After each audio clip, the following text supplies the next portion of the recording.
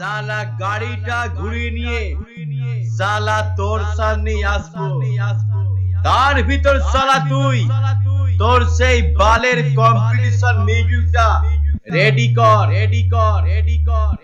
তোর কম্পিটিশনের বেস সালা আমার জাঙ্গিয়ারের গোড়ায়ও পৌঁছাতে পারবে না, কিন্তু আমি যে বেসটা মারবো সালা জাঙ্গিয়ার ভেদ করে সোজা গোপন অঙ্গে আঘাত করবে।